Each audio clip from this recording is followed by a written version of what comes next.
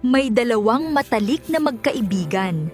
Ang isa ay mayaman at ang isa naman ay mahirap. Ngunit nasira ang kanilang pagkakaibigan dahil sa iisang lalaki na pareho nilang inibig. Sa simula, hindi nila alam na iisa ang taong mahal nila. At bago pa man nila ito malaman, pareho na silang nabuntis sa lalaking iyon. Dahil dito, tuluyang nasira ang kanilang samahan.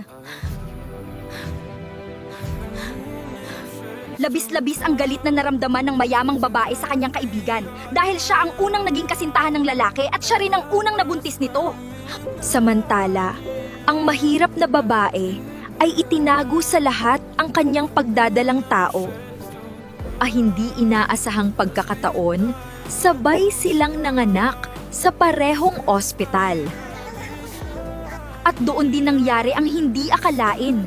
Napalitan ang kanilang mga anak dahil sa pagkakamali ng isang nurse. Ahay, mali ko. Bilang isang nurse,